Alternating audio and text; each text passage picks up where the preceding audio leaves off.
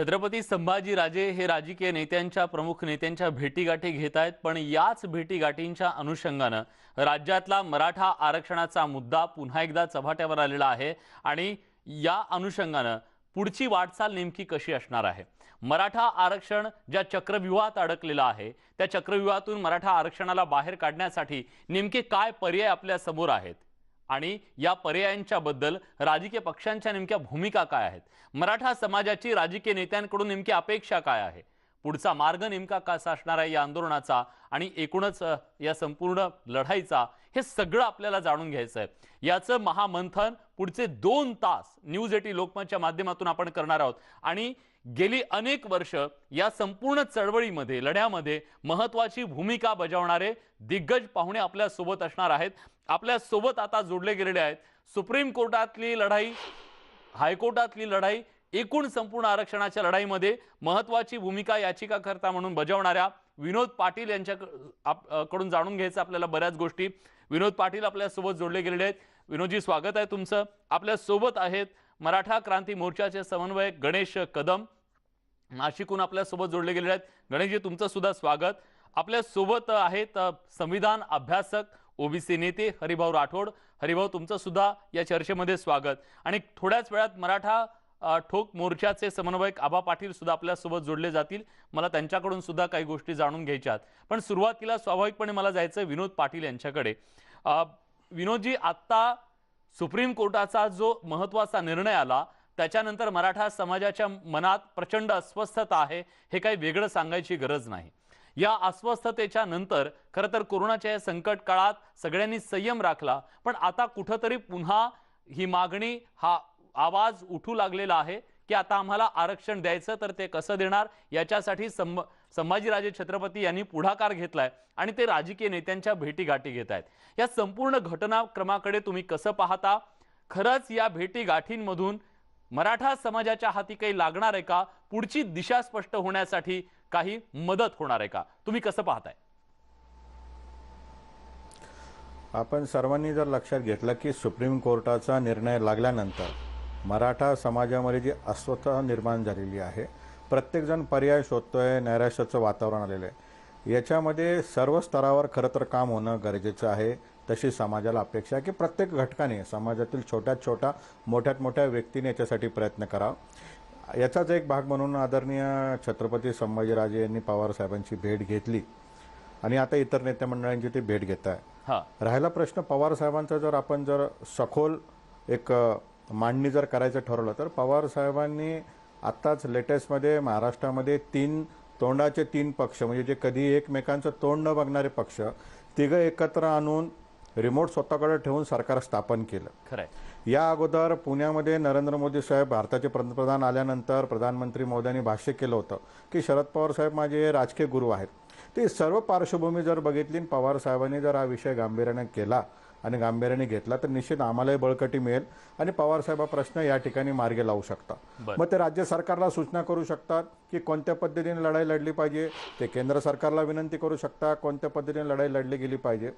याच्यामध्ये भेटीगाठीतनं काय निघेल काय निघणार नाही हा दुय्यम भाग आहे, परंतु प्रत्येकाने स्वतःची जबाबदारी म्हणून मराठा आरक्षणासाठी या रिंगणात आलं पाहिजे आणि हा जो काही अडकलेला समाज आहे याला वाट करून देण्याचा प्रयत्न या ठिकाणी केला पाहिजे। सुप्रीम कोर्टाचा निर्णय लागून आज अनेक दिवस झाले, केंद्र सरकारने त्या ठिकाणी रिव्ह्यू पिटिशन टाकलेलं आहे। 102वा घटनाचा अधिकार हा राज्याला आहे असं त्यांनी त्या ठिकाणी कळवलेलं आहे। त्यानंतर खरं तर राज्य सरकारच्या वतीने असा एक पुढाकार होऊन एक रिव्ह्यू पिटिशन जाणं गरजेची होती आणि त्या रिव्ह्यू पिटिशनमध्ये जे काही राज्यावरची जबाबदारी फिक्स करण्यात आलेली, मराठा आरक्षणाचा निर्णय हा नेमका 3 विषयांच्या अवतीभोवती फिरतो। एक, हा अधिकार राज्याला आहे का केंद्राला आहे? 2 न्यायमूर्ती म्हणतात राज्याला आहे, 3 न्यायमूर्ती म्हणतात केंद्राला आहे। हा एक विषय मार्गी लागला गेला पाहिजे। 2 नंबरचा विषय, अपवादात्मक परिस्थिती त्या ठिकाणी सिद्ध होत नाही, 50% मर्यादा ओलांडण्याची गरज नाही, ते राज्य सरकारला त्या ठिकाणी सांगावं लागेल की अपवादात्मक परिस्थिती कशी आहे।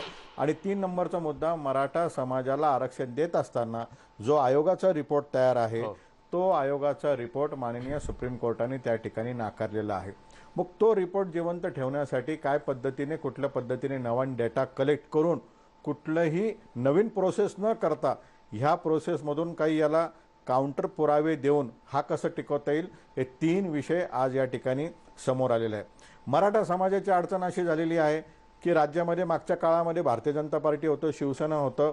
आजच्या काळामध्ये शिवसेना आहे, राष्ट्रवादी आहे, काँग्रेस आहे, भारतीय जनता पार्टी बाहेर आहे. म्हणजे एकमेकांना विरोध करणारे सर्वजण आलटून पलटून सत्तेत त्या ठिकाणी होते. आज समाज नेमकं संभ्रमावस्थेत का सापडला याचं जर जाहीर बोलायचं ठरलं तर ज्यावेळेस निर्णय आला, तो निर्णय आल्यानंतर खरं तर महाविकास आघाडी व भारतीय जनता पार्टीकडनं आम्हाला एकच अपेक्षा होती की आपण कोणी काळजी करण्याचं कारण नाही. सुप्रीम कोर्टात जरी आपण लढाई हरवलो असतो तर याला पर्याय व्यवस्था जी राज्याच्या हातात आहे, जी केंद्राकडून करून घेता येईल याचं आम्ही या ठिकाणी अवलोकन करू. परंतु तसं घडलं नाही.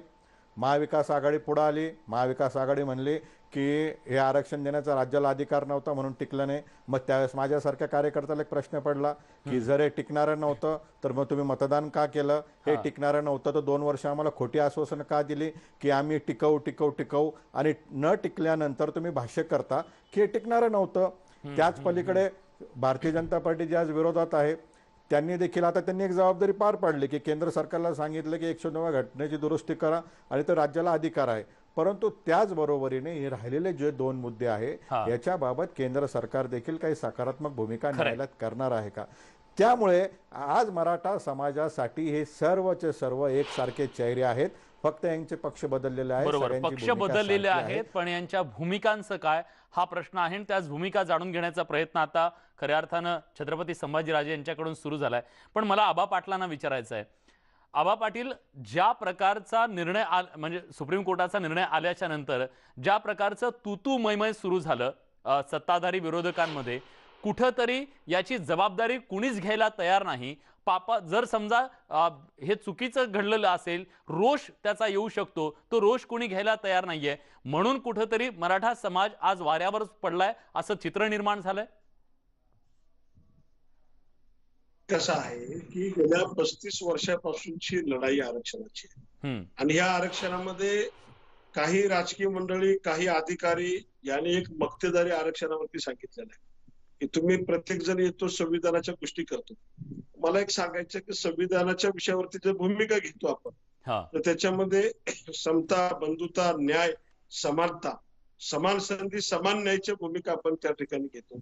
असं असताना की राज्यामध्ये जी परिस्थिती आहे, काही लोकांनी आम्हाला संविधान शिकवायची, आम्हाला लोकशाही मार्ग शिकवायचा आणि प्रत्यक्षात मात्र मी आपल्या चॅनलच्या माध्यमातून महाराष्ट्राला सांगू इच्छितो की बघा, तुम्हाला सांगतो 9 सप्टेंबरला सुप्रीम कोर्टामध्ये मराठा आरक्षणाला स्थगिती आली. स्थगिती आल्यानंतर तो सुप्रीम कोर्टाचा निर्णय येईपर्यंत 1 तासाच्या आतमध्ये शालेय शिक्षण विभाग असेल किंवा इतर सगळ्या विभागामध्ये लगेच पटापट सगळे रद्द झाल्याचे GR सगळीकडे त्यांनी कागद सादर केले.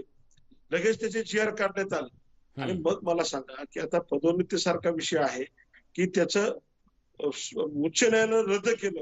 रद्द केल्यानंतर सुद्धा की राज्य सरकार पुन्हा निर्णय घेते, पुन्हा तो जागा वेगळ्या ठेवण्याची भूमिका करतं. सुप्रीम कोर्टामध्ये केस चालू आहे तरी सुद्धा तुम्ही त्याच्यावरती तुम्हाला म्हणजे तिथं कोर्टाचा अवमान होत नाही. आणि त्याच्या पलीकडे जाऊ की या राज्यातील अनेक केसेस असे आहेत की कास्ट व्हॅलिडिटी ज्यांना जातच माहिती नाही आणि कास्ट सर्टिफिकेट मधून तुम्ही घेतलेलं आहे त्यांचं सुप्रीम कोर्टाने रद्द ठरवलेलं आहे आणि त्याचा निकाल आल्यानंतर सुद्धा ते तुम्हाला लागू होत नाही. त्याची शासनामध्ये कोणतीही दखल घेतली जात नाही, त्याच्यावर कोणतीही कारवाई केली जात नाही. उलट की निवांत मध्ये 10-15 दिवसानंतर महिनाभरात अधिसंख्य पद निर्माण केली जातात, अधिकारी भरले जातात, मोठ्या मोठ्या पोस्ट भरल्या जातात. तिथं कायदा आडवा येत नाही, संविधान आडवा येत नाही किंवा मग कायद्याचं उल्लंघन होत नाही, कोर्टाचं अवमान होत नाही. परंतु मराठा समाजासाठी एखादी जरी घटना घडली तरी कोर्टाचं म्हणणं, कोर्टाचा निकाल किंवा कोर्टाने दिलेला निर्णय तो शासनाच्या हातात येईपर्यंत या ठिकाणी यांचं GR तयार असतात, याचे शासन निर्णय तयार असतात. एवढी तत्परता शासनामध्ये. मग कोणती लोकशाही आहे? कोणत्या लोकशाहीची गोष्ट करतो आपण? आज तुम्ही बघितलं मराठा आरक्षणाच्या संदर्भामध्ये एकीकडं ज्या ओबीसी नेत्यांनी भूमिका घेतली की मराठ्यांना SC-BC आरक्षण मिळू नये, मग मराठ्यांना SC-BC आरक्षण नको, मग आम्हाला ओबीसी मध्ये द्या. आता पुन्हा म्हणतात SC-BC रद्द करायला कारणीभूत तुम्ही लोक, तुम्हीच अडवणूक केली. मराठा समाजाला एससी बीसी स्वतंत्र आरक्षण दिलं होतं. कुठल्या समाजाला त्याच्यामध्ये अडचण येत नव्हती, कोणाचा काही प्रॉब्लेम नव्हता. पण यांनी आता पुन्हा काय केलं, एससी बीसी मराठ्यांना नको, एससी बीसी म्हटलं टांगती तलवार आहे. आता मग ओबीसीत मागितल्यानंतर परत विजय वडेट्टीवार सारखा एखादा मंत्री बाहेर येतो ज्याने समानतेची शपथ घेतलेली आहे. एखादा मंत्री राज्यातला ज्याने राज्यपालाने त्याला शपथविधी दिलेला आहे, त्या राज्यपालाच्या शपथविधीमध्ये तुम्ही कोणती घेतलेली शपथ, त्या शक्तीचा अवमान नाही का, त्या संविधानाचा अवमान नाही का? एका विशिष्ट समाजाचा जर एखादा मंत्री त्या ठिकाणी भूमिका घेत असेल तर त्याला त्या संविधानिक पदावरती राहता येतं का? इथं लोकशाही नाही का? मग आम्ही ठीक आहे, म्हणजे तुमचा आक्षेप आहे की कुठेतरी मराठा समाजाची अडवणूक केली जाते आणि सरकारमधल्याच काही मंत्र्यांकडून त्याच्याबद्दलच्या वेगवेगळ्या भूमिका समोर येत आहेत, त्यावर तुमचा आक्षेप आहे. खरं तर मला या चर्चेमध्ये पुढे असं जायचं आहे की आता ज्या प्रकारचे आरोप होत आहेत, राज्य सरकार त्याच्याबद्दलची भूमिका घ्यायला तयार नाहीये. रोष येऊ शकतो, ही कदाचित त्यांची भीती असू शकते. केंद्र सरकार सांगते की तो राज्याचा अधिकार आहे. या सगळ्यातून खरोखरच काही मार्ग निघणार आहे की हे केवळ एरंडाचं गुऱ्हाळ ठरणार आहे? याच्याबद्दल चर्चा करायच्या पुढच्या भागामध्ये. कुठे जाऊ नका, पहा फक्त न्यूज 18 लोकमत.